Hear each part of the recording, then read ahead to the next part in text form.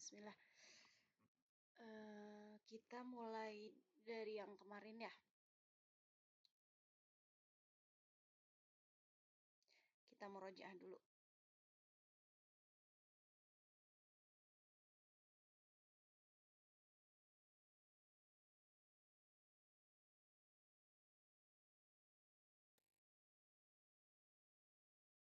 Masuk ya.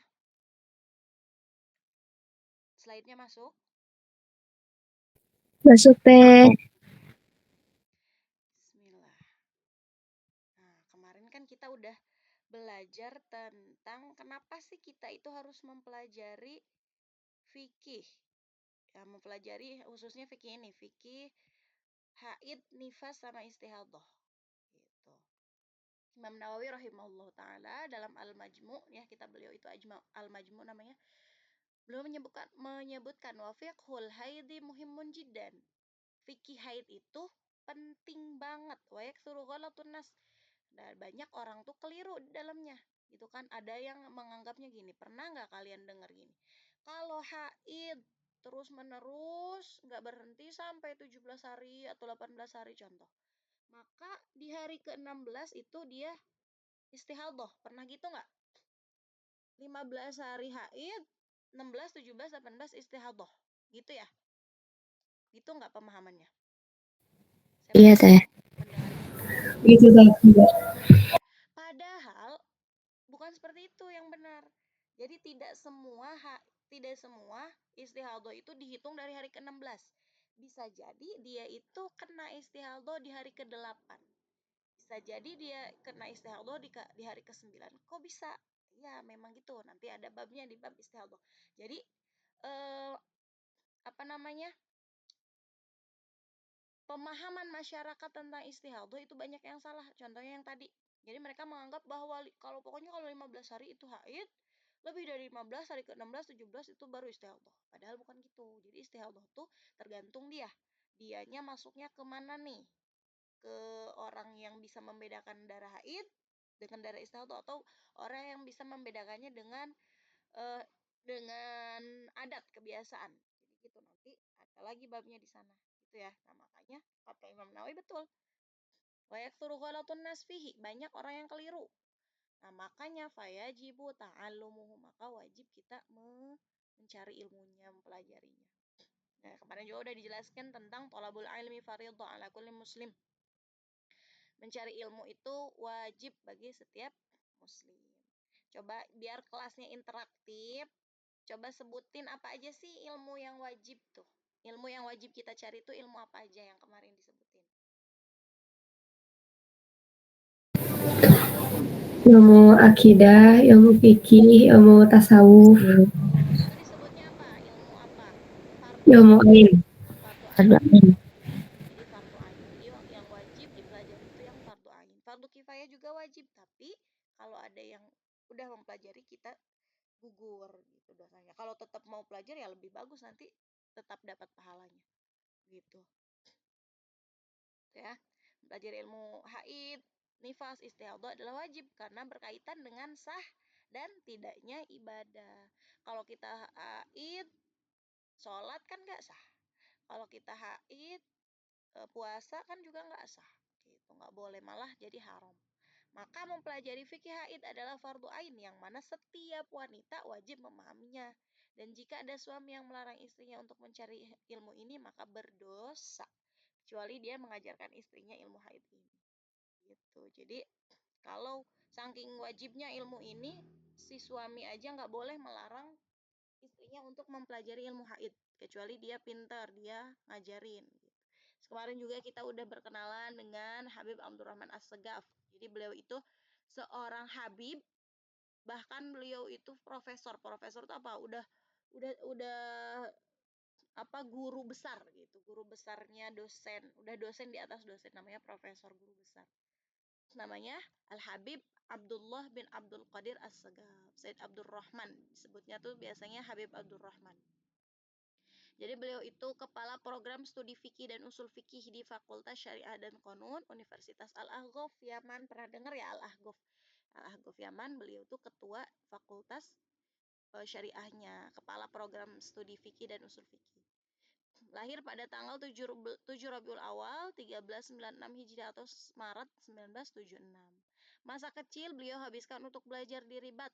Ribat itu pesantren yang ada di Tarim dan Seyun, Yaman. Beliau menyelesaikan S1 di bidang syariah dan konun pada tahun 99. Program magister beliau rampungkan pada tahun 2004, sedangkan doktoral selesai pada tahun 2013. Semua pada Universitas Al-Ahqaf pada konsentrasi usul fikih. Jadi beliau itu ulama, habaib, dosen juga, profesor juga gitu loh. Jadi benar-benar dunia akhirat itu kepake. Karena sekarang kan modern ya. Jadi kita juga bukan harus mengikuti zaman maksudnya, tapi harus bisa melawan zaman gitu. Kalau zamannya seperti ini kan sekarang sudah serba canggih, pendidikan tuh udah mudah gitu ya. Nah, maka kita harus bisa melawan zaman. Kalau zamannya seperti itu, kita harus di atas itu gitu. Zaman-zaman sekarang kan udah modern, maka kita ya kalau bisa udah digital, kita harus bisa menguasai digital kalau bisa gitu. Karena kalau enggak ya kita akan diinjak sama zaman yang udah modern, kita jadi di bawahnya diinjak. Kalau kita bisa ya kita bisa melawan mereka, bukan melawan sih, mendampingi mereka gitu. Jadi mereka seperti itu, kita juga ya bisa. Tuh, kalau bisa mengikuti lah. Terus ayah dari 2 putra dan 2 putri ini memiliki daerah syarif. Jadi beliau itu keturunan Rasulullah ya, habaib. Ternyata juga memiliki keturunan seorang alim besar. Ternyata juga merupakan gimana nih? Keturunan seorang alim besar di Yaman. Jadi beliau itu udah mahabaib, nasabnya bagus, nasabnya sampai Rasul, plus alim, berilmu, ya, gitu. Terus juga beliau itu keturunannya Imam Thaha bin Umar al-Syafi as-Sagaf yang pernah didoakan oleh Habib Ahmad bin Alwi Bajahdab. Selain kesibukan di Universitas Al-Ahqaf, beliau juga merupakan khotib tetap di Masjid Ar-Rahmah di Seyun. Ini tuh Seyun sejak 1994. Beliau juga mengasuh Nibrak Lanfa Jawa di Radio Nasional Yaman. Gitu. Jadi walaupun beliau itu habaib, terus ya kiai lah ya, kiai alim besar, tapi beliau aktif ikut serta dalam dunia modern seperti tadi tuh, aktif ikut serta dalam dunia radio gitu ya. Jadi benar-benar dunia dan akhirat itu kita bisa saling gitu, jangan hanya akhirat saja tapi kita melupakan dunia. Sebab apa ya? Sebab untuk mencapai akhirat itu juga diperlukan dunia gitu kan, supaya juga kita tidak terinjak-injak oleh dunia. Makanya kita harus menguasai dunia itu gitu ya. Banyak di Mesir itu orang-orang yang dokter hafiz Quran, atlet hafiz Quran. Jadi ya udah, apapun profesi kita, pekerjaan kita apapun itu ya kita tetap harus punya ilmu dasar tentang Islam gitu, tentang agama kita. Sebenarnya dunia dan akhirat itu yang nggak bisa dipisahin. Bukan berarti kita harus terus akhirat sampai kita bodoh amat dengan masalah dunia, dengan masalah ini. Nggak boleh gitu juga. Karena kan di dalam hadis juga disebutin ya, hadis Al-Quran, wala tansa nasibaka fid dunya. Jangan lupain nasibmu di dunia ini.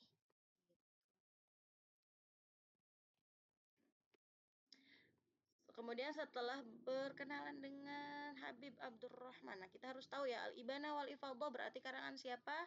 Habib Abdurrahman As-Sagaf. Jangan cuma hanya ngaji apa, ngaji Ibanah, ngaji Al-Ibanah. Al-Ibanah tuh karya siapa? Nggak tahu. Nah, nggak boleh. Itu sama aja kayak Su'ul Adab. Ya, nggak punya adab. Kita ngaji, tapi kita nggak kenal sama pengarang kitabnya, itu Su'ul Adab. Kurang lah adabnya. Kita ngaji nggak tahu siapa pengarangnya, nggak tahu kita dapat ilmunya dari siapa ya. Jadi kita harus kenal dulu. Habib tadi pengarang Al-Ibanah wal Ifadhah adalah Habib Abdurrahman As-Sagaf. Nah, terus kemarin kita udah jelasin tentang haid ya. pengertiannya, baru pengertian haid, nifas, sama istihadah. Haid, kemarin itu kan haid itu adalah darah yang normal ya. Darah normal, darah yang mengalir. Jadi kalau darahnya ini darah jadi-jadian atau darah yang ada penyebabnya, itu bukan haid. Karena syarat pertama darahnya harus darah yang normal, bukan darah penyakit, bukan darah karena apapun. Kemudian darahnya dalam keadaan sehat. Darahnya tuh bukan dalam keadaan sakit. Ini punya penyakit nih, makanya dia keluar darah. Nah, itu bukan haid. Dan biasanya kalau darah-darah penyakit itu bukan keluar dari sini, dari pangkal rahim, bukan. Kalau haid itu keluarnya dari pangkal rahim. Jadi rahim itu punya rahim, punya pangkal, punya ini pangkal tuh paling jauh. Ini yang paling dekat dengan rahim itu disebutnya, ini kan pangkal tuh di ujung. Nah, ini paling dekatnya. Biasa haid itu keluarnya dari sini. Nah, biasanya yang keluarnya dari sini, dari yang dekat dengan rahim itu biasanya darah-darah fasad, darah-darah istihadah, darah penyakit, darah fasad. Nah, itu dari sini keluarnya. Jadi memang beda. Kemudian nifas. Nah, nifas tuh belum ya kemarin ya, belum dijelasin.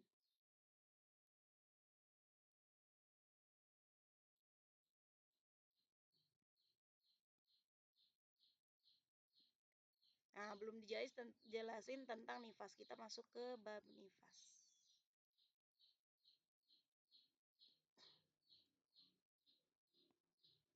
Kemarin kan ngejelasin juga tentang dalil haid ya.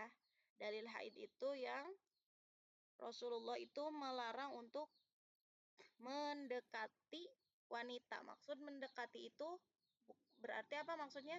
Dilarang berhubungan. Tetapi bukan berarti dia itu dilarang makan bareng, minum bareng, ngobrol bareng, bukan berarti gitu. Itu dalil tentang haid. Dan haid itu yang najisnya itu hanya darahnya, bukan orangnya. Kalau orang yang menganggap bahwa wanita haid adalah najis, wanitanya nih, berarti dia sama atau mengikuti Yahudi, karena itu kebiasaan Yahudi.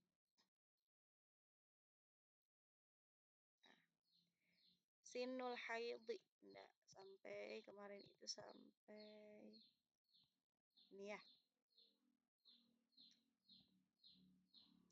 Kemarin juga udah dijelasin tentang bagaimana Rasulullah itu memperlakukan Sayyidah Aisyah ketika beliau haid. Beliau itu bersender di Sayyidah Aisyah, terus beliau minum bekas minumnya Sayyidah Aisyah, tempat bibirnya, agar apa? Agar orang-orang itu paham bahwa manusia atau wanita haid itu tidak najis, tetap bisa bareng-bareng. Yang najis itu hanya darahnya gitu. Jadi setiap tingkah laku Rasulullah itu pasti ada hikmahnya. Hikmahnya Rasulullah minum di tempat minumnya Sayyidah Aisyah itu, ketika Sayyidah Aisyah haid, itu hikmahnya ya karena banyak orang-orang yang menyadari, atau banyak orang-orang yang berpaham bahwa wanita haid itu nggak boleh dideketin, nggak boleh bareng-bareng. Tapi Rasulullah menolak semua itu karena itu nggak benar, itu kebiasaan orang Yahudi. Makanya beliau lakukan itu, minum di tempat bekas minumnya Sayyidah Aisyah, bersender ke Sayyidah Aisyah ketika dalam keadaan haid. Terus juga, nah ini udah ya kemarin ya. Oh iya, terus juga gimana sih apa yang harus kita lakukan ketika kita ketemu haid? Nah, ketemu haid itu kita pertama harus bersyukur karena Allah masih ngasih kita haid. Artinya insya Allah kita dalam keadaan sehat. Kedua, kita harus nerima. Walaupun haidnya dalam pas waktu 1 Ramadan, pas waktu mau saat Idul Fitri gitu. Nggak boleh kita ngerasa bahwa Allah itu benci deh kayaknya sama kita gitu. Orang mau ibadah, mau baca Quran, mau sholat, malah haid. Jadi kayak menjauh. Enggak ya teman-teman. Enggak kayak gitu. Tetap apapun yang kita lakukan ketika haid, ya, yang sering kita lakuin, kemudian kita haid kan nggak bisa lakuin karena ada pembatas, karena memang dilarang Allah juga, maka si pahalanya akan tetap ngalir. Kita biasa sholat duha, kita biasa sholat tahajud. Pas haid enggak kan, enggak sholat wajib, enggak sholat sunnah, enggak sholat yang lainnya, enggak puasa. Biasanya puasa Senin Kamis jadi enggak puasa. Ketika haid semua pahalanya tetap dikasih gitu. Kenapa ya Kak? Karena memang kalau enggak dia haid dia pasti ngelakuin. Itu jadi jangan latak laki, jangan khawatir jadi perempuan mah. Terus juga dengan kita melakukan larangan Allah kayak kita nggak sholat, nggak puasa, nggak ke masjid, gitu ya. Itu dapat pahala juga. Kenapa dapat pahala? Makanya kita harus ketika haid itu kita harus niatin, ya Allah saya nggak puasa, saya nggak sholat, saya nggak masuk masjid. Ini diniatkan untuk mengikuti perintah Allah. Perintah Allah apa? Melarang sholat, melarang puasa, melarang ke masjid gitu. Insya Allah kalau kita diniatin kayak gitu, dapat juga tuh pahalanya. Walaupun kita nggak ngelakuin apa-apa ya, diem doang gitu. Dapat pahalanya karena apa? Karena niat kita gitu. Jadi perempuan mah Masya Allah double sebenarnya ya. Kalau kita paham keistimewaan-keistimewaannya, cara mengatasinya kayak gimana, itu malah jadi pahala gitu.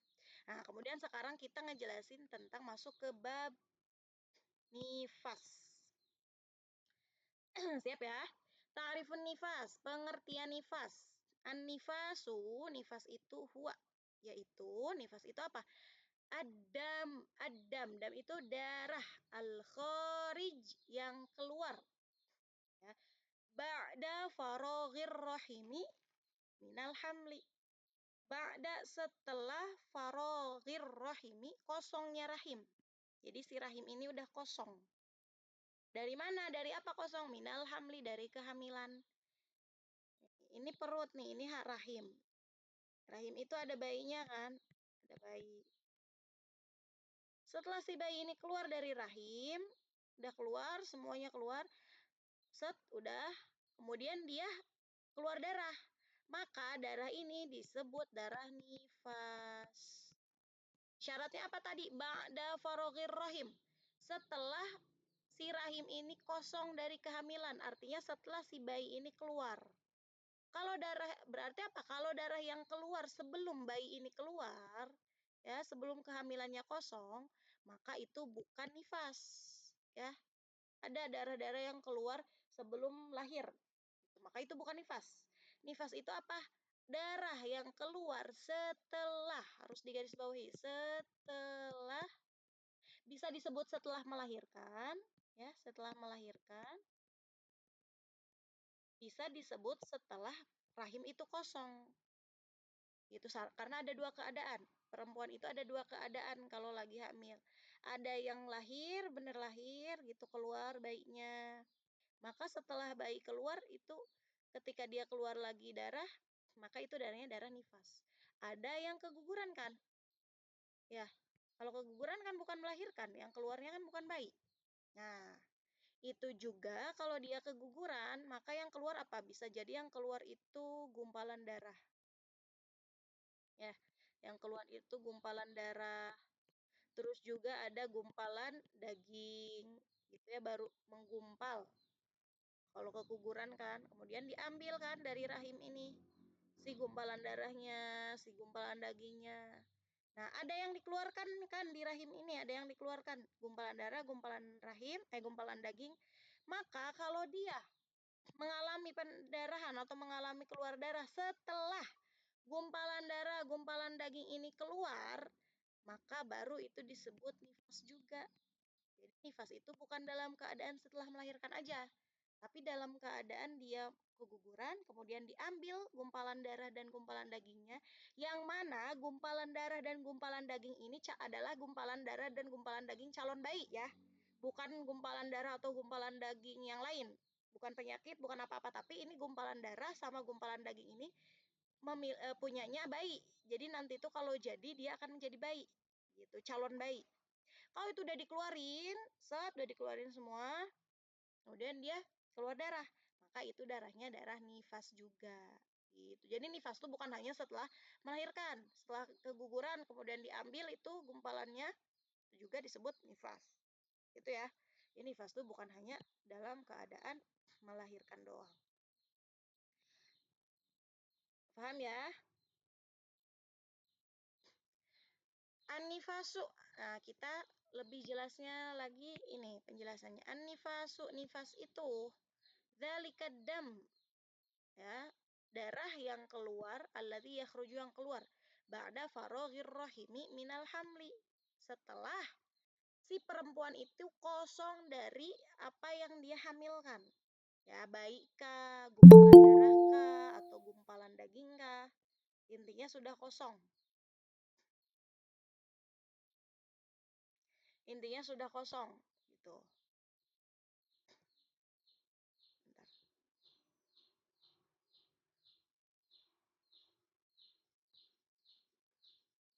Intinya udah kosong dari semua yang ada di dalam rahim. Wa in kanal maulud alaqatan, walaupun si bayinya tadi yang mau lahirnya tadi baru berupa alaqah atau mudghah. Alaqah atau mudghah itu apa? Tadi gumpalan daging dan gumpalan darah. Gumpalan darah, alaqah au mudghah atau gumpalan daging. Qalat qabilatun annaha mabda'u khalqin, yang mana si gumpalan darah dan gumpalan daging ini, ya, dokter atau suster atau orang-orang yang mengerti dalam bidang kehamilan itu nyebutin bahwa gumpalan daging ini, gumpalan darah ini adalah calon bayi. Tuh, maka kalau dia udah dikeluarin, wayakfi ikhbaru qabilatun wahidah, dan cukup satu orang yang bisa dipercaya mengatakan bahwa alaqah atau mudghah, gumpalan darah, gumpalan daging ini adalah si calon bayi. Jadi nyebutin ini udah jadi gumpalan darah, udah jadi gumpalan daging. Berarti harus dikeluarin nih karena guguran. Dikeluarin si calon bayi tadi yang masih berbentuk gumpalan. Setelah dikeluarin, dia mengeluarkan darah, maka darah itu darah nifas. Wala budda fid damil madhkur hatta yakuna nifasan an yakuna kharijan ba'dal wiladah. Nah, makanya dan harus syaratnya itu harus ketika setelah keluar, ya. Kalau udah berdarah tapi belum keluar, si bayinya belum keluar, alaqohnya belum keluar, mudghahnya belum keluar, itu bukan nifas. Nifas itu harus ba'da, harus setelah gitu. Ya. Nah, terus kemudian ini mah yang kemarin. Nah, ini halaman 15, ini halaman 14 ya.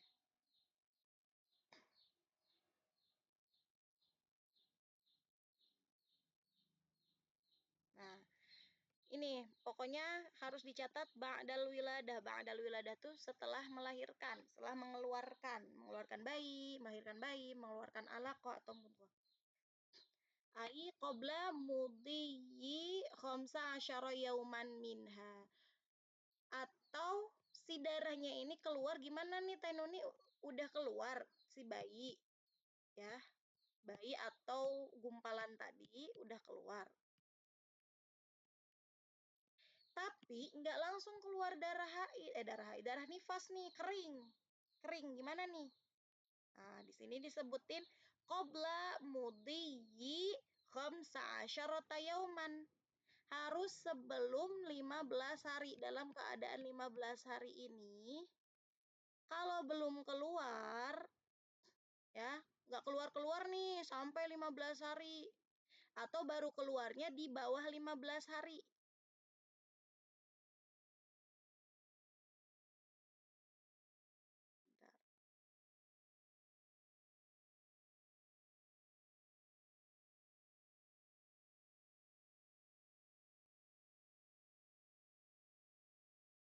Nah, bentar. Nggak bisa.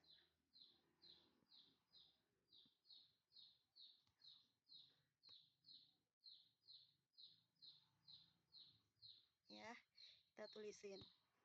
Mana sih? Mana. Nah, tadi kan gimana nih keadaan yang nifas, tapi setelah mengeluarkan bayi, ini dia itu ngeluarin bayi ya, lahir atau keguguran ya, kegugurannya udah dikeluarin sih gumpalannya, udah lahir. Kemudian Setelah itu tidak keluar darah haid. Darah nifas nggak ada. Kok kering ya? Kita lihat keringnya berapa hari. Kalau dia keluarnya dalam keadaan di bawah 15 hari ke bawah. Ya, 15 hari ke bawah. Contoh, besoknya hari kedua baru keluar. Hari kelima baru keluar, hari ke-10 baru keluar, hari ke-12 baru keluar. Asal masih di bawah 15 ke bawah, maka itu dia keluarnya itu nifas. Itu ya, nifas. Jadi dia nggak keluar langsung nih darahnya, baru keluar di hari ke-10, maka nifas. Baru keluar di hari ke-12, maka itu dihukumi nifas. Baru keluar di hari kelima, maka itu dihukumi nifas. Tapi, ini harus diperhatikan. Tapi, kalau yang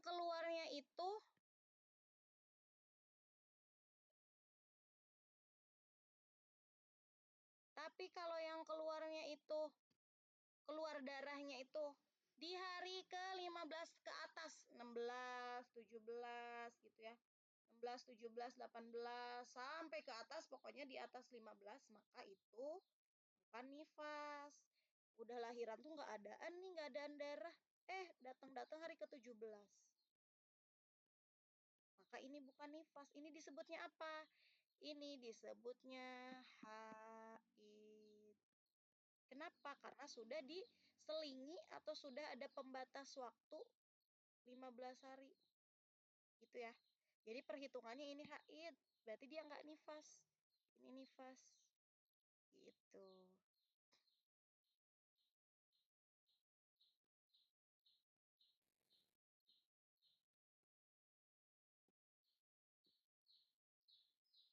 Paham nggak?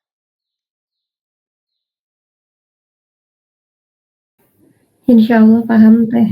Nah, wa illa kata dalam kitab wa illa, dan kalau tidak, maksudnya tidak apa? Tidak ada dalam batas 15 hari, maka falaisa binifas, bukan nifas namanya. Apa dong? Wa innama huwa haid. Itu namanya haid. Berarti kalau haid ya hukumnya hukum haid. Minimalnya 1 hari, maksimalnya 15 hari. Kalau nifas ya nifasnya hukumnya hukum nifas. Minimalnya 1 detik doang, maksimalnya 60 hari. Gitu. Wasumian nifas nifasan li khuruji ba'da nafs. Kenapa disebut nifas? Karena nifas itu keluar ba'da nafas. Kita kan kalau bukan kita, ibu-ibu kalau ngeluarin bayi itu pasti ba'da nafas yang panjang gitu. Makanya disebutnya nifas. Karena itu tuh benar-benar mengeluarkan jiwa. Nifas juga disebutkan nafsun itu jiwa gitu ya. Coba nih yang tadi mau ngecas dulu ya, bentar ya. Lupa nggak dicas. Aduh, takut mati.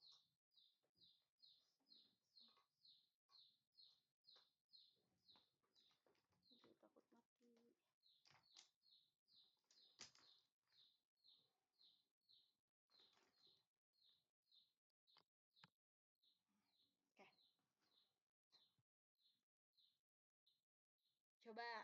Coba ditebak nih.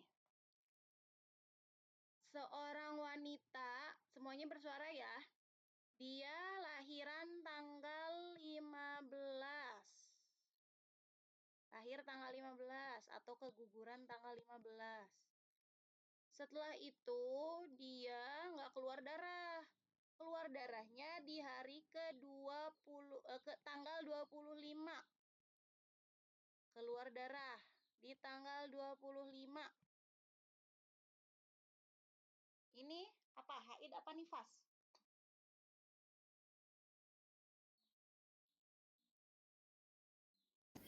Masih disebut nifas. Kenapa? Karena masih di bawah 15 hari, itu masih hari ke-11. Betul, karena masih di bawah 15 hari. Gitu ya. Kalau dia itu lahiran tanggal 15, kemudian Kemudian dia nggak keluar darah di hari di tanggal bulan depannya nih, tanggal 2 bulan depan. Nah, mana ini haid atau nifas? Haid teh. Haid ya. Hitungannya seperti ini teman-teman, jangan salah. 15 kan, ini 15. 15 ke 16 ini baru hitungan 1 hari.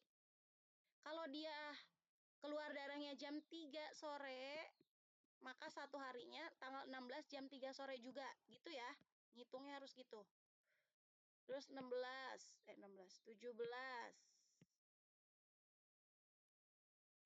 18, 18, 19.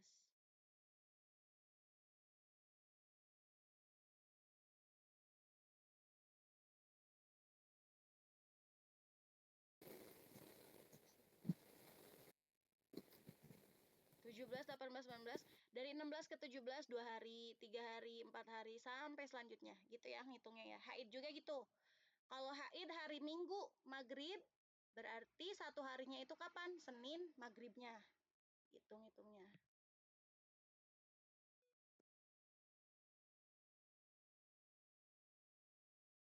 Oke. Ini udah nifas, baru nifas. Kemudian dalilnya apa dalil nifas? Al aslu fin nifas, dalil nifas itu hadis Ummi Salamah radhiyallahu anha. Hadisnya Ummi Salamah qalat, beliau berkata kanatin nufasa ala ahdi Rasulillah sallallahu alaihi wasallam. Orang-orang yang nifas pada zamannya Rasulullah itu taq'udu arba'ina yauman. Mereka itu nifas selama 40 hari. Wa au arba'ina lailah 40 hari atau 40 malam, 40 hari 40 malam. Fa fi hadzal hadis dalilun li ghalibin nifas. Maka hadis ini menjadi dalil atas galibnya nifas. Galib itu kebiasaannya nifas. Rata-rata orang nifas itu 40 hari. Karena dulu juga zaman Rasulullah, orang wanita-wanita itu nifasnya 40 hari. Wa annahu arba'una yauman. Wa amma aqalluhu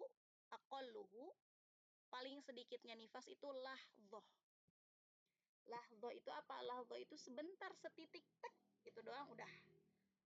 Mas keluar cuma setetes, tek, udah setetes. Atau keluarnya cuma sedetik, itu paling sedikitnya. Wa aktsaruhu berarti kalau paling sedikit dia kan habis lahiran, keluar dikit darah. Set, dia tetap wajib mandi. Walaupun dikit tuh darahnya, tetap wajib mandi. Karena apa? Karena dia kehukumi nifas. Walaupun sedikit, setetes doang. Paling banyaknya berapa? Situna yauman, 60 hari. Jadi nifas tuh ada hari. Paling sedikitnya nifas, lahdhah. Disebutnya lahdhah itu sebentar, sedetik lah gitu. Satu kali keluar, tak gitu doang. Ada paling banyak 60 hari. Ya. Ada juga rata-rata kebiasaan wanita haid itu galibnya 40 hari. Gitu. Nah, ini juga perlu penjelasan. 60 hari dihitungnya mana? Dihitung setelah melahirkan kah? Apa dihitung dari keluar darah? Gitu. Nih.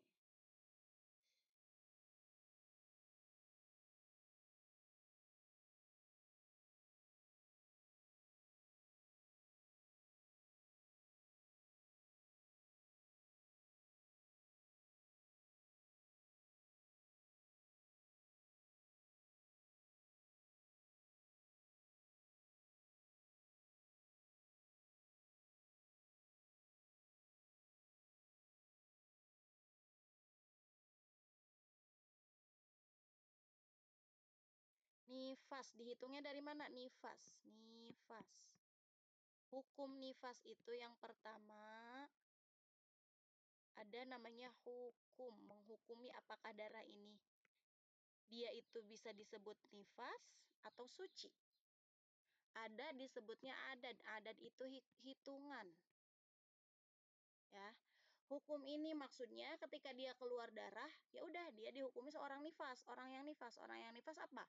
Orang yang nifas itu nggak boleh sholat seperti haid, nggak boleh sholat, nggak boleh puasa, nggak boleh masuk masjid, nggak boleh semua yang diharamkan pada orang-orang haid. Itu sama. Berarti hukum nih namanya. Kalau dia lahiran, kemudian dia itu nifasnya tanggal 5, hari kelima, keluar darahnya hari kelima. Nah, maka di hari kelima ini dia baru dihukumi sebagai orang yang nifas. Orang nifas. Ya. Dari tanggal 5 tuh berarti dia nggak boleh puasa, nggak boleh sholat. Tapi di tanggal 1 sampai 4 dia dihukumi bukan orang nifas, suci. Karena nggak keluar darah. Gitu. Maka boleh puasa, harus puasa, harus sholat. Tapi adat itu hitungannya dari mana teh? Dihitungnya dari angka 5, dari hari kelima nih. Hari kelima dia baru keluar darah, maka itu baru hari pertama, atau dihitungnya dari setelah lahiran. Nah, hitungannya itu dihitung dari setelah lahiran. Lahiran. Berarti kalau dia baru ada darahnya hari kelima, dia udah berapa hari nifas hitungannya?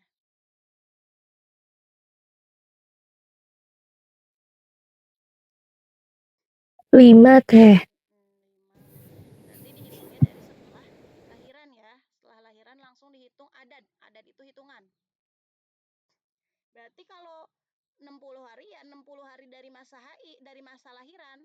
Lahiran dia tanggal 1, ya hitung aja 60 hari ke depannya tanggal berapa. Itu maksimalnya nifas, bukan dihitung dari keluar darah.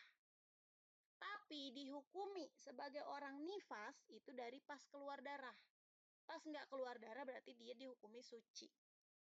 Paham ya? Gitu. Insya Allah teh. Beda hukum sama adat. Hukum dengan adat. Data aku mau next year. Jadi ada tuh kalau misal hitungan kan ya. Jadi misalnya darah itu keluar pas kelahiran tapi pas hari kelima. Berarti yang sebelum keluar darah tuh itu sudah dihitung gitu teh. Sudah dihitung. Hitung adat. Adat itu jumlah. Jumlah tadi paling banyak nifas berapa? 60. 60 hari. 60 hari. Dihitungnya dari pas kelahiran. Ya. Berarti 60 hari ke depan nih dia itu masa nifasnya. Gitu. Tapi ya tergantung dia nifasnya berapa hari. Cuman untuk melihat maksimal nifasnya 60 hari ke depan dari pasca lahiran. Kalau tetap dia itu keluarnya dari hari ke-10, ya dihukumnya sebagai orang nifas di hari ke-10. Tapi dihitungnya dia itu udah hari ke-10, bukan hari pertama. Oh. Ya. Oke teh, makasih. Oke, sama-sama. Kemudian ini udah, kita balik ke kitab.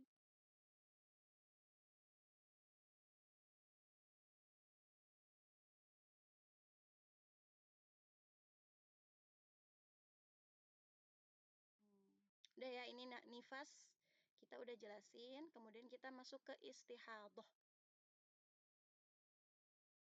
Istihadah. Ta'riful istihadah, pengertian istihadah. Damun darah yakhruju min adnar rahim. Nah, bedanya di sini. Darah yang keluar, ada yang masuk ya? Oh, ini 15 menit lagi. Nanti kalau 15 menit udah keluar, kita masuk ke web lagi. Link baru ya. Istihadah itu damun yakhruju min adnar rahim. Darah yang keluar dari adna. Adna itu paling dekat, paling bawah dengan rahim atau bawah.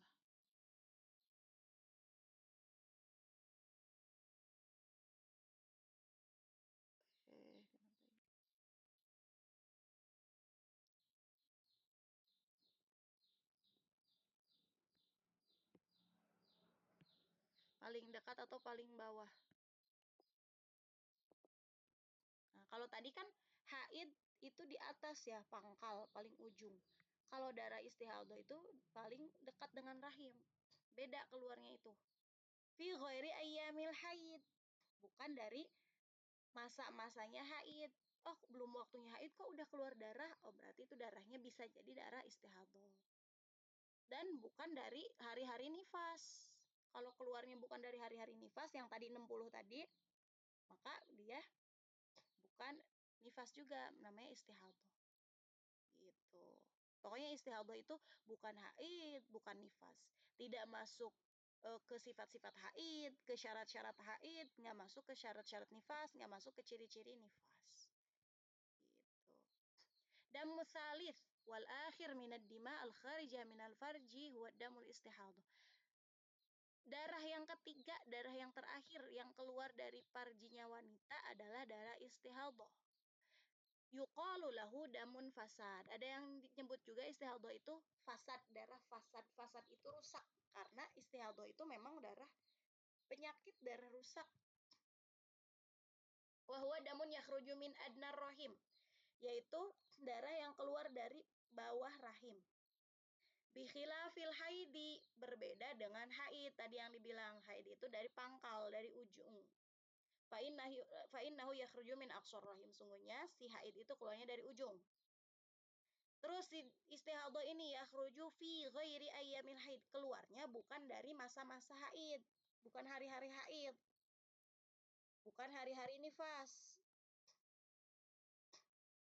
Gitu. Maksudnya gimana? Anna damal istihadah huwa ma'ada damil haid wan nifas. Intinya darah istihadah itu bukan darah haid, bukan darah nifas. Kemudian gimana berhukumnya? Anna kulla damin lam nahkum alaihi bi annahu damun haid wa lam nahkum alaihi bi annahu damun nifas. Fa innahu yakunu dam istihadat tajibu lahul ahkam. Maka dia tetap diwajibkan hukum-hukum seperti wajib sholat tetap, wajib puasa tetap puasa, dia mau tawaf gimana boleh tawaf karena itu bukan haid. Allati sayati dzikruha, insyaallah penjelasannya akan dijelaskan di depan, kata pengarang. Nah, dalilnya apa nih istihadah? Al aslu fi ahkamil istihadah iddatu ahadits, minha yang pertama an Fatimah binti Abi Hubaysh annahu kanat tustahad faqala lahan Nabi sallallahu alaihi wasallam. Ada namanya Fatimah binti Abi Hubaysh, itu dia kena istihadah. Kemudian nanya ke Rasul, idza kana, kata Rasulullah dijawab, idza kana damul haid fa innahu damun aswad yu'raf. Haid itu darah yang diketahui, darah hitam. Darah hitam tuh saking merahnya jadi hitam gitu ya. Yu'raf yang diketahui, waktu-waktunya diketahui, ciri-cirinya diketahui. Kalau kamu keluarnya darah seperti itu, waktunya pas seperti waktu haid, ciri-cirinya pas seperti ciri-ciri haid, fa idza kana dzalika fa amsiki anis shalah, kata Rasul. Kalau kamu kayak gitu, maka jangan sholat, tinggalkan sholat. Fa idza kana al-akhir fatawaddai wa sholli fa innahu huwa irqun. Maka kalau bukan seperti tadi, bukan darah haid, ciri-cirinya bukan ciri haid, ya, terus sifat-sifatnya bukan sifat haid, maka apa? Fatawaddai, maka kamu tawaddu aja. Tawaddu tuh wudu aja. Wasoli, dan tetap sholat langsung, nggak perlu mandi besar karena itu bukan haid. Fa innaha wa irqun, maka itu yang tadi itu istihadah itu irqun, pembuluh darah yang keluar gitu. Jadi bukan darah haid. Kalau kalian istihadah nih udah tahu, oh ini istihadah, perlu wajib mandi nggak teh? Nggak perlu, nggak wajib. Kalau maunya mandi silahkan, tapi nggak wajib. Karena bukan untuk mensucikan, karena memang istihadah itu dia keadaannya suci. Ya kalau darahnya tetap najis, darahnya apapun darahnya, mau darah istihadah, mau darah nifas, mau darah haid, itu tetap najis darahnya. Tapi kalau orangnya dalam keadaan suci, gitu. Maksudnya tuh suci itu dia tuh boleh sholat, boleh puasa, gitu ya. Fabayana sallallahu alaihi wasallam al-farqa baina damil haidi wal istihadah. Rasulullah membedakan darah antara haid dengan darah istihadah min khilalit tamyiz baina dima. Dari bedanya itu di dalam warna darah. Nah, warna darahnya tadi kata Rasulullah merah yang gelap sehingga seperti hitam. Itu darah haid. dan juga ada sifat-sifatnya. Maka darah istihadhah ini bisa jadi yughayyiru damal haid, berbeda dengan darah haid. Beda aja bentukannya tuh beda. Kalau nggak bisa ngebedain dari bentukan, dari waktu.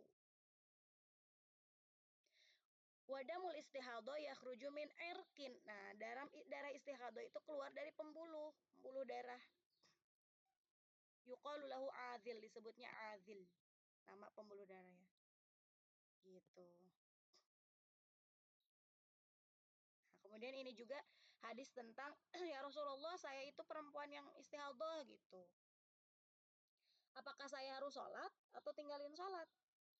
Tetap, kata Rasulullah, kamu tetap sholat, itu bukan haid, itu adalah pembuluh darah. Jadi emang di zaman Rasulullah dulu juga banyak wanita-wanita yang istihadhah. Tapi bedanya beliau tuh langsung nanya ke Rasulullah, bener-bener Rasulullah itu pintu segala pertanyaan. Nanya apapun langsung ke Rasulullah. Makanya nggak ada khilaf zaman dulu, ya. Nggak ada khilaf zaman dulu, zaman sahabat tuh nggak ada khilaf.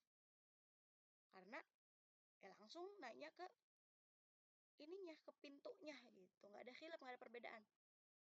Kalaupun ada perbedaan, nanti ketika ketemu Rasulullah dirundingin ini lagi gitu. Tapi pas tidak ada Rasulullah itu banyak khilaf. Karena apa ya? Karena Rasulnya udah nggak ada. Maka mereka ada yang ijtihad. Makanya kenapa ini di dalam fikih juga beda-beda? Ya namanya ijtihad itu. Ijtihad ulama. Karena tidak ada yang bisa memutuskan yang ini yang benar. Karena Rasulullah udah nggak ada. Bisanya dengan apa? Dengan ijtihad. Ijtihadnya dengan memakai ilmunya para ulama dalam dalam hadisnya, dalam Qur'annya kayak gimana di benar-benar dipelajari, maka timbullah ijtihad. Gitu. Jadi kalau ada orang yang bilang mau ngikuti Rasul, mau ngikutin ulama gitu. Inian mana ulama sama Rasul, tinggian mana, muliaan mana? Ya jelas muliaan Rasulullah. Pastilah muliaan Rasulullah. Tetapi bukan berarti kita mengikuti para ulama. Ini kita ngaji kitabnya Habib Abdurrahman, bukan berarti kita memandang beliau lebih mulia dari Rasulullah, bukan. Karena apa? Karena kan setelah wafatnya Rasulullah banyak khilaf. Dan kalau kita langsung mengikuti ke hadis Rasulullah, kita nggak ngerti hadis itu maksudnya gimana, turunnya karena apa, makna-makna hadisnya apa, makna perkataannya apa, kita nggak ngerti. Makanya orang-orang yang mengerti, orang-orang yang berilmu tinggi, itu mereka merumuskan masalah, merumuskan semua ilmu-ilmu di satu kitabin. Karena kalau semuanya diambil hadisnya ini, kita pusing. Gugur kalau ulama tuh bikin kitab tuh biar meringankan, memudahkan. Diringkas dalam satu kitab. Bukan berarti kita harus maksudnya tuh bukan berarti kita tidak mengikuti hadis Rasulullah, ya. Semua ulama juga ikutinnya ke hadis Rasulullah, ke Quran, ke sunnah. Tapi untuk mempermudah, tidak semuanya dicantumkan. Ininya apa Qurannya gimana, ininya gimana, ribet gitu. Nanti malah bukan mengerti, malah jadi pusing karena otaknya nggak nyampe. Gitu ya. Itu syubhat namanya. Syubhat itu banyak orang-orang yang pemikiran-pemikiran yang kayak gitu. Lebih muliaan mana? Jadi pertanyaan-pertanyaan yang menjebak. Lebih muliaan mana Rasulullah sama ulama? Kok kamu ngikutin ulama, bukan ngikutin Rasul? Gitu. Ngikutin ulama itu sama kayak ngikutin Rasul, karena ulama ini juga berpegang teguh sama Rasulullah. Karena kita itu ilmunya dikit, kalau kita langsung itu nanti bisa salah kaprah, salah pemahaman, bisa jadi sesat nantinya karena pakai pemahaman kita. Makanya kita mengikuti orang-orang yang sudah alim, yang sudah benar-benar dekat sama Allah, dekat sama Rasulullah, kita ikuti. Nah, makanya kenapa kita harus punya guru. Kalau kita baca sendiri kitab, nih tadi juga kalau baca sendiri nggak ada gurunya, bingung. Ternyata ini ada penjelasannya lagi. Ternyata ini ada penjelasannya lagi. Makanya semuanya harus punya guru. Gitu. Itu ya, jangan terjebak sama fitnah-fitnah akhir zaman. Udah. Kemudian ini terakhir, fal hadis dalilun ala annal mar'ah. Masih kan ya? hadis dalilun ala annal mar'ah mayyazat damal haidi minad damil istihadha ta'udu damal haidi wa ta'malu ala iqbalihi wa idbarihi. Intinya bisa dibedakan darah haid dengan istihadha itu dengan sifat darahnya. Kalau nggak bisa ngebedain sifat darahnya, kita pakai waktu. Gitu. Nah, kalau istihadha gimana teh? Istihadha nih, kita sholat zuhur istihadha. Sholat asar kita wajib wudu lagi nggak? Wajib wudu lagi, tapi nggak wajib mandi. Faidzan qada qadru waqta salat anhu tsumma shara hukmul dam istihadha hukmul hadath fatawadda likulli sholatin kama sayati tafsiluhu. Fatawaddau maka harus wudu likulli sholatin di setiap sholat. Gitu, zuhur wudu. Kalau nggak istihadha mah kan kalau dari zuhur ke asar kita masih punya wudu nggak batal ya langsung aja sholat nggak perlu wudu lagi. Tapi kalau istihadha harus wudu lagi. Karena apa? Karena ada yang keluar dari ini dari farji. Kalau keluarnya itu pas di keadaan sholat udah takbir udah sholat itu nggak apa-apa karena namanya daimul hadas. Tapi kalau keluarnya sebelum sholat maka nggak bisa. Makanya benar-benar kalau istihadha itu harus disumpel. Biar apa? Biar nggak keluar dulu. Makanya kenapa dari wudhu ke sholat itu nggak boleh ada apa-apa. Dari wudhu langsung kamar sholat pakai mukena langsung sholat, nggak boleh ngobrol, nggak boleh ngangkat pakaian dulu, nggak boleh apa-apa, harus langsung dari wudhu langsung. Kenapa? Karena takut keluar darahnya. Kalau keluar darahnya maka wudhunya batal lagi. Kalau keluar darahnya pas sholat, pas udah Allahu Akbar, keluar darah itu nggak apa-apa, nggak membatalkan wudhu karena itu dimaafkan gitu.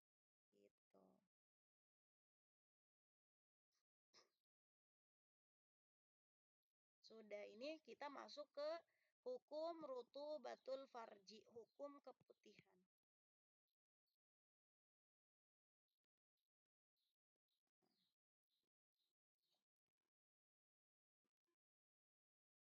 Satu bab lagi tentang hukum keputihan ya.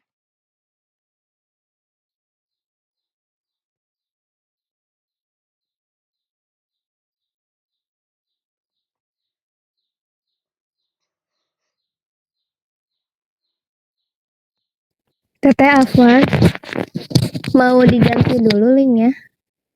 Oh udah ini ya? Iya 2 menit lagi takutnya nanti terpotong. Oke boleh. Yuk diganti dulu aja. Bikin lagi.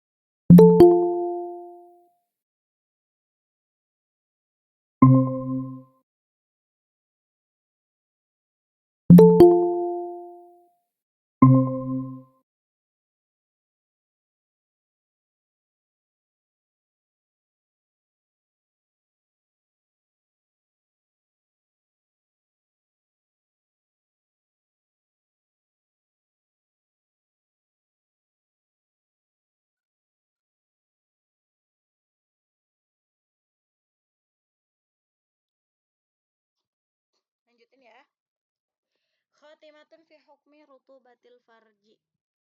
Nah, ini bab tentang keputihan, rutubatul farji. Mimma yanzilu minal farji wa laysa daman ma yusamma birutubatil farji. Ada nih yang keluar dari farji tapi bukan darah. Maka disebutnya rutubah. Rutubatul farji. Wahia, rutubatul farji itu apa?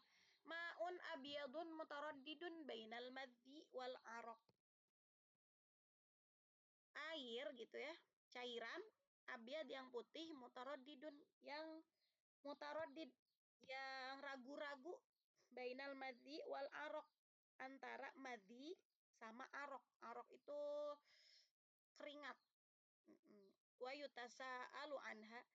Nah, makanya dipertanyakan nih, hal hiya thahirun am najisah? Apakah ini suci atau najis? Wa hal khurujuha yanqudul wudu am la? Apakah keluarnya si cairan ini tuh membatalkan wudu atau enggak? Nah, ini diubah, ringkas lagi, dirinciin lagi. Yang pertama, khulasatul hukmiha. Hukumnya gimana? Annaha idza kharajat minadh-dhahir falaisat binajasah. Kalau keluarnya dari dhahir apa? Dhahir farji. Dhahir farji itu ketika kita duduk apa? Bukan duduk, jongkok itu kelihatan. Nah, itu dhahir. Maka kalau keluarnya dari dhahir falaisa binajasah, bukan najis. Najis kalau keluarnya dari dhahir. Terus juga walatan kudul wudu, enggak ngebatalin wudu. Kalau keluarnya dari zahir berarti hukumnya 1, tidak membatalkan wudu, 2, tidak najis. Gitu.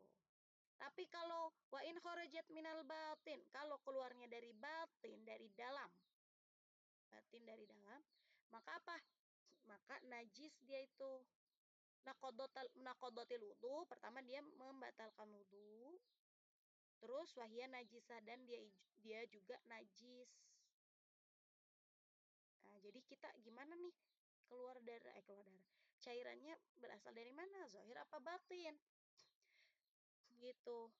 Terus wa in syakku, kalau bingung, kalau syak, kalau ragu-ragu, keluar dari zahir apa batin ya ini, cairan ini? Hal hiya minadh dhahira, apakah dari zahir atau minal batin, atau dari batin? Maka kalau ragu-ragu nih, keadaannya kita ragu-ragu, fala naqdo wala najasa, enggak najis dan tidak membatalkan wudu. Gitu. Terus zahir itu mana zahir? Zahir itu alladzi yajibu ghusluhu fil ghusli wal istinja, yang wajib dibasuh ketika kita mandi besar sama istinja, wajib dibasuh. Yang mana? Makanya kalian kalau beristinja, kalau mau mandi wajib, kalian jongkok, jangan berdiri. Kalau berdiri itu nggak kebuka. Ya, kalau berdiri nggak kebuka. Jongkok, maka yang kelihatan ketika jongkok itu zohir disebutnya, wajib dibasuh, harus kena air. Ya, kalau sambil berdiri nggak keluar, nggak kebuka. Makanya kalau mau basuh itu harus jongkok, biar kebuka. Nah, itu harus dibasuh. Mandi itu harus dibasuh ya. Mandi wajib, istinja harus dibasuh. Wal batin, kalau adapun batin bikhilafihi, yang tidak kelihatan. Kalau nggak kelihatan, ketika jongkok nggak perlu dikodek-kodek, nggak perlu, karena itu batin, nggak wajib dibasuh. Keluarnya dari batin berarti dia najis. Keluarnya dari zahir dia nggak najis. Kalau syak, kalau mang-mang ragu-ragu, maka tidak batal dan tidak najis. Wa dalilu ma taqaddama annal madhi najis. Tapi beda sama madhi nih. Madhi itu najis. Ada cairan itu ada madhi, ada mani, ada wadi. Ya. Kalau mandi najis. Wayan kudul wudu, membatalkan wudu. Keluar madi membatalkan wudu, najis juga. Bil ittifaq, dengan sepakat ulama. Wa wasfuhu annahu minal batin. Kenapa? Karena dia ini, si madi ini keluarnya dari batin. Tapi rutubah fa idza kanat rutubah minal batin fahiya kal madhi. Maka kalau si keputihan itu keluarnya dari batin, maka hukumnya seperti madhi, karena madhi itu hukumnya najis dan membatalkan wudu. Wa in kanat minadh dhahir faqad ashbahatil araq. Maka kalau si keputihan keluar dari zahir itu disamakan seperti araq. Araq itu apa? Keringatnya farji. Maka ini kalau keringat farji itu suci dan tidak membatalkan wudu. Tapi kalau syak, kalau bingung, maka masuknya ke tidak membatalkan wudu dan tidak najis. Gitu. Kalau syak, kenapa? Karena asalnya itu dia itu asalnya itu suci. Makanya dihukumi suci kalau syak. Gitu ya. Nah, pertanyaannya, madi itu apa? Wazi itu apa? Mani itu apa? Madi itu, nih kita masuk ke Canva lagi. Mana ya kan?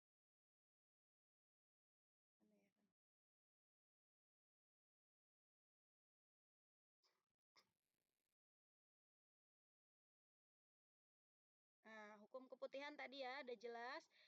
Membatalkan wudhu yang keluar dari dalam, dari batin membatalkan wudhu. Membatalkan wudhu dari dalam, ya betul. Membatalkan wudhu sama najis. Yang keluar dari luar, dari zohir, maksudnya luar tuh, tidak najis dan tidak membatalkan wudhu. Kemudian kalau ragu-ragu itu tidak membatalkan wudhu dan tidak najis. Nah, berbeda dengan wadi, madi, dan mani. Wazi sama madi, hukum wadi dan madi najis dan membatalkan wudhu. Tapi wadi itu apa? Mani itu apa? Madi itu apa? Perbedaan dan hukum wadi, madi, dan mani. Wadi itu berwarna putih keruh dan kental. Biasanya ciri-cirinya itu berwarna putih, terus dia putihnya putih keruh, kental. Terus wadi itu biasanya keluar setelah kencing atau mengangkat beban berat. Jadi kalau udah kencing itu biasanya keluar cairan. Nah, itu cairannya najis. Makanya habis kencing harus bersih. Istinjanya harus bersih. Jangan sampai ada yang tertinggal ya. Hukumnya najis. Berarti najis itu nggak boleh dibawa sholat. Harus dibersihin dulu, harus istinja dulu. Terus tadi tuh keluarnya setelah kencing atau mengangkat beban berat. Jadi kalian udah ngangkat beban-beban berat nih. Biasanya habis ngangkat beban-beban berat, habis capek-capean itu keluarnya wadi. Maka harus diganti ya, harus bersihin dulu. Kalau mau sholat bersih dulu, kamar mandi dulu. Dibuka, dalamannya dibuka atau kalian pakai panty liner, dibuang panty linernya, dibasuh, dipakai lagi bisa kalau nggak kena gitu. Makanya harus siap-siap kalau mau berkeluaran tuh. Kita itu harus perhatian sama ibadah kita. Ya, jangan asal-asalan. Oh, mau berangkat jauh nih, berarti kalau mau berangkat kita tuh harus memperhitungkan dulu resikonya apa. Resikonya satu, kalau pakai make up, bawa bawa yang buat ini make up, micellar water, bawa. Karena apa? Karena kalau di make up itu air nggak masuk. Ya, biasanya make up tuh ini kan, air tuh nggak ngabisin dia. Harus pakai ini ya, harus pakai micellar water, apalagi pakai foundation. Kalaupun nggak kok teh ini ya langsung make upnya langsung luntur kok pakai air. Kalaupun pakai air langsung luntur, kalian harus bersihin dulu. Kenapa? Karena air ketika kalian pakai air itu nih ngebasuh muka tapi mukanya belum dibersihin dulu, itu si airnya berubah menjadi keruh. Betul nggak? Berubah menjadi keruh. Karena apa? Karena yang ada di muka itu dia ini kan meluntur. Airnya berubah jadi keruh. Kalau air berubah warna, air jadi keruh, itu airnya nggak bisa dipakai buat wudhu. Suci sih suci, tapi tidak mensucikan. Suci, ya betul suci karena nggak ada najisnya, tapi tidak mensucikan, nggak bisa dipakai suci, nggak bisa dipakai wudhu. Maka kalau bisa sebelum wudhu itu kalau memang si make upnya itu bisa luntur, bersihin dulu air, gituin dulu, baru kalian wudhu. Karena kalau langsung kena wudhu, airnya bakal berubah menjadi keruh, dan itu air keruh berubah. Air yang tadinya bening jadi keruh, itu air yang berubah. Air yang berubah itu tidak bisa dipakai wudhu. Gitu. Kalau apalagi yang foundation, yang apa sih yang harus pakai micellar water, ya dibersihinnya itu kalau bisa.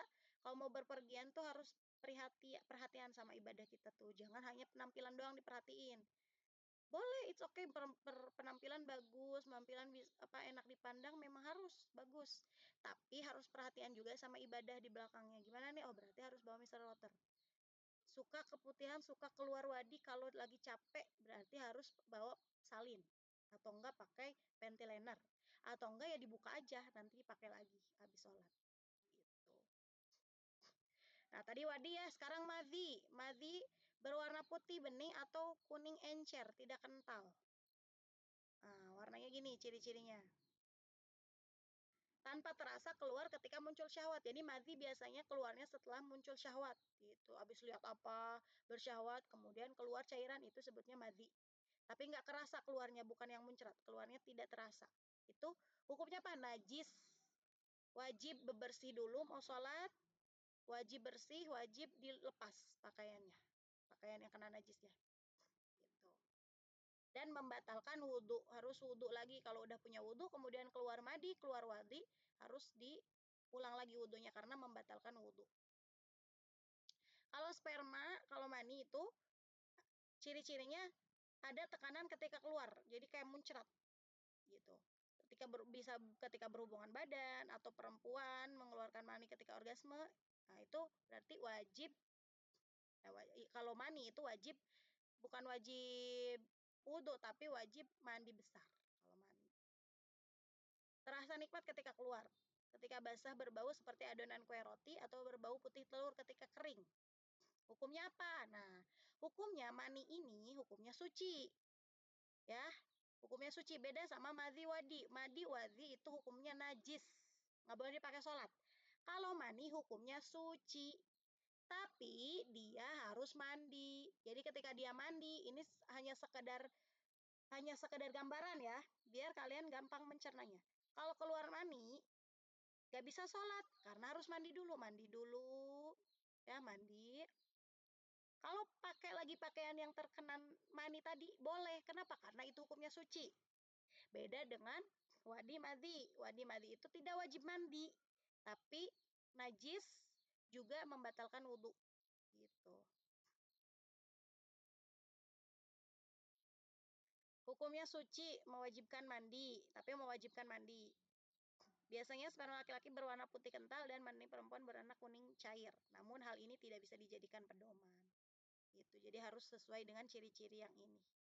Bukan hanya satu doang ciri-cirinya. Gitu. Itu tentang madhi, wadi, dan mani. Kemudian nih, yang rutubatul farji gimana teh biasanya? Kalau kalian keputihan, keluarnya itu berwarna, itu ya kayak kuning, terus berbau, dan warnanya keruh, kuning, berbau, terus gatel, itu udah pasti itu keputihan dari dalam, keluarnya dari dalam. Maka kalau terjadi keputihan seperti itu, wajib bersih-bersih dulu, wajib dilepas, karena itu najis, keluarnya dari batin. Tapi biasanya kalau keputihannya itu cuman sekedar kayak nggak lagi capek, nggak lagi bersyahwat, nggak lagi habis pipis, tapi keluar kayak putih aja, putih atau bening, itu keluarnya biasanya itu memang dari zohir. Jadi itu boleh dipakai sholat, tidak membatalkan wudhu. Gitu. Tapi makanya lihat kondisi kalian. Lagi capek nggak? Lagi habis ngangkat-ngangkat barang nggak? Setelah bersyahwat nggak? Setelah pipis nggak? Kayak gitu. Jadi ada ciri-cirinya ya. Gitu. Sekarang jam berapa? Sudah 9:30. Gitu ya teman-teman. Mungkin sampai sini dulu, baru tentang perbedaan dan hukum madi, wadi, mani, sama tadi hukum keputihan rutubatul farji. Insya Allah nanti kita lanjut ke bab tentang usia minimal haid. Terus nanti juga ada di ciri-ciri balik dan lain sebagainya. Insya Allah di pertemuan selanjutnya hari Sabtu Ya, gitu. Sok sebelum ini ada yang mau ditanyain dulu nggak? Ada yang mau bertanya dulu? Aku ingin bertanya, kalau misalnya untuk batas suci nifas tuh sama kayak haid 15 hari 15 malam atau gimana ya? Untuk batas suci nifas. Batas suci ya. Nah, nanti sebenarnya nanti ada lagi ini di bab selanjutnya, tapi untuk sekedar ini ya maklumat, batas suci nifas itu jadi gini, kalau kalian nifas pas ini harus turun. Bentar ya, bentar. Sabar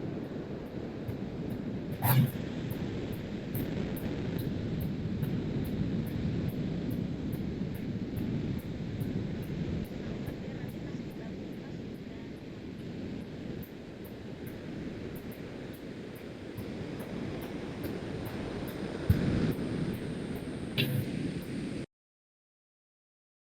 Masuk nggak ininya, kanvanya? Udah Masuk, masuk. Kak.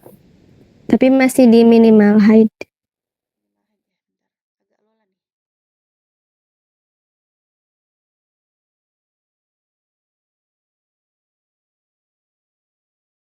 Sini aja ya, kita hapus. Nah, eh.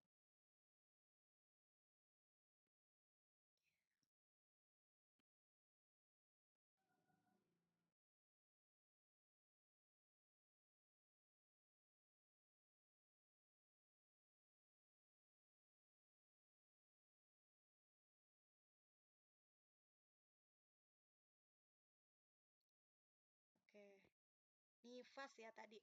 Ya Allah, malah kesini. Masih.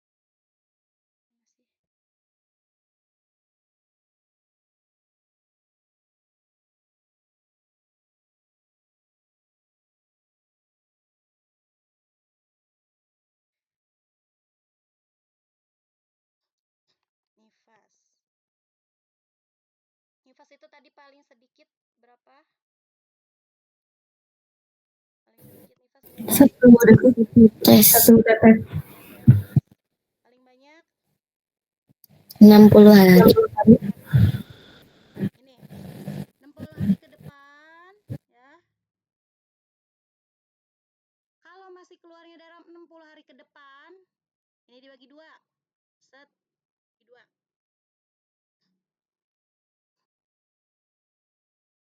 Ya, jadi dia tuh keluar haidnya itu contohnya terputus-putus gitu ya, terputus-putus. Kadang di sini, kadang keluar di sini, kadang keluar di sini. Dilihat beda keluarnya itu pas dia suci nggak keluarnya itu berapa hari? Kalau kurang, kurang gini ya, kurang dari 15, maka dia masih disebut nifas. Gitu. Contoh keluar dari tanggal 1, nggak adaan 5 hari, nggak adaan kosong. Kosong 5 hari. Tanggal 6 masuk lagi, adaan lagi. Maka ini nifas. Kenapa? Karena dia diselangnya cuma 5 hari. Ya. Dan dia masih dalam waktu ini. Waktu yang memungkinkan nifas. Gitu. Ya, yang pertama kurang dari 15 hari. Kalau dia terselang lebih dari 15 hari, lebih dari 15 hari, maka dia bukan nifas lagi, haid. Gitu. Tapi ingat ini masih dalam sini, masih dalam 60. Contoh, hari 1, hari kedua keluar darah, 1, 2, 3 keluar darah. Ya, 1, 2, 3 keluar darah. 16 hari kemudian berarti tanggal berapa? 19 baru keluar darah lagi. Karena ini dia udah terselang oleh 15 hari lebih, maka walaupun masih dalam jangkauan 60 hari, dia ini bukan nifas tapi haid. Gitu ya. Kemudian gimana teh kalau keluarnya di luar ini? Di luar 60. Nah, jadi batas suci nifas dengan haid ya, nifas dengan haid yang tadi 15 kalau masih dalam 60 ya. 15 hari masih dalam 60 jangkauan 60 ini. Kalau kurang dari 15 hari berarti masih nifas. Kalau lebih dari 15 hari si selangnya itu, penyelangnya itu, maka dia bukan nifas, kembali ke haid. Tapi kalau di luar 60 hari ini cukup dia itu ada bersih, ada bersih, contohnya udah 60 hari nih, terus dia bersih sedetik aja bersih. Kemudian abis bersih sedetik doang, sedikit banget, walaupun semenit 2 menit gitu, adaan lagi haid, adaan lagi keluar darah, adaan lagi nih di hari 61 nih, adaan lagi. Maka kalau dia diselangi sama suci walaupun sebentar, itu dia masuknya haid, gitu ya. Jadi nggak perlu kalau dari udah 60 hari, nggak perlu lagi 15 hari. Nggak perlu ada penyelang lagi 15 hari. Cuman penyelangnya intinya harus ada pembatas aja, walaupun sedikit, pembatasnya dia itu suci. Kemudian adaan lagi di hari ke-61, maka itu haid. Asal dengan syarat ada pembatas. Tapi kalau nggak ada pembatas gimana teh? Terus aja ngalir dari 60, 61. Nah, maka itu nanti dihitungnya sebagai istihadhah. Apakah istihadhah jadi hari ke-61 atau di hari ke-60 atau di hari keberapa istihadhahnya? Nanti itu dibahas lagi di bab istihadhah nifas. Karena kembali ke orangnya sifatnya kayak gimana darahnya, kebiasaannya kayak gimana, itu dibahas lagi di bab istihadhah nifas. Gitu, paham nggak? Bisa difahami? Izin tanya lagi teh, kalau misalnya untuk kan harus ada pembatas nih. Nah, itu pembatasnya harus 1 hari 1 malam atau hanya beberapa jam aja? Pembatasnya itu pokoknya dari hari dia tuh udah full ya 60 hari. Nah, udah 60 hari itu dia ada sedikit batas dia itu suci. Pokoknya berapapun, mau sedetik juga nggak apa-apa. Asal ada pembatas dia itu berhenti si darahnya. Gitu. Nggak harus sehari, nggak harus 2 hari, nggak harus beberapa jam, nggak. Asal ada benar-benar ngebatasin antara nifas dia dengan haid, itu dia disebut lagi haid. Tapi kalau nggak ada benar-benar ngalir terus, maka itu bisa jadi istihadhah.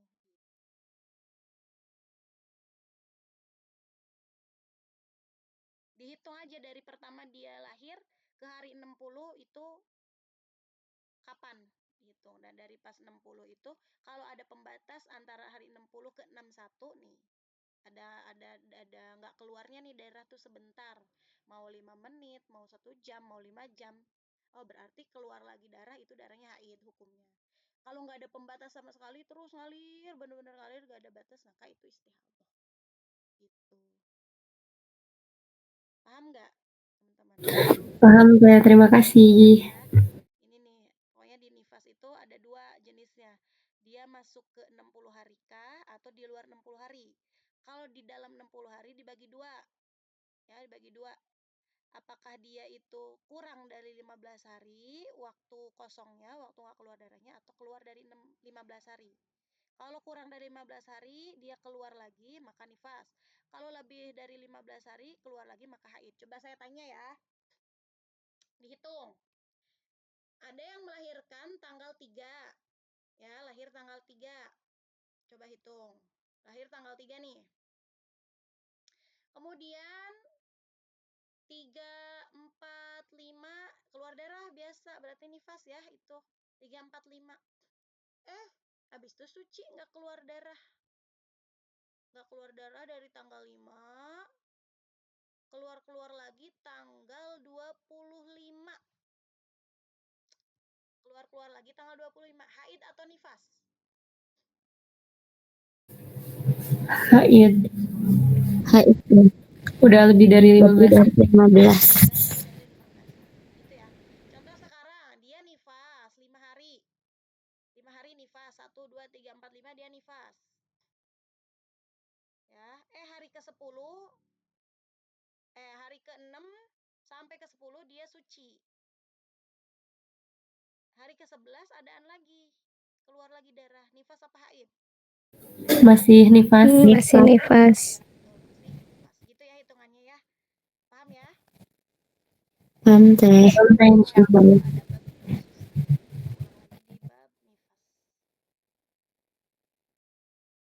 Oh iya, teteh sekali lagi Sebenarnya udah insya Allah udah paham. Tapi kalau misalkan tadi kan di batas 60 hari ya. Kalau udah masuk ke haid kayak tadi lebih dari 15 hari kan udah haid. Berarti kesananya lagi haid ya. Iya, hitungannya haid. Hukumnya haid. Berarti kalau haid maksimalnya berapa? 15. Minimalnya 1 hari 1 malam gitu. Jadi hukumnya hukum haid. Gitu. Ada lagi? Oke Teh, terima kasih. Sama. Yang lain mau tanya?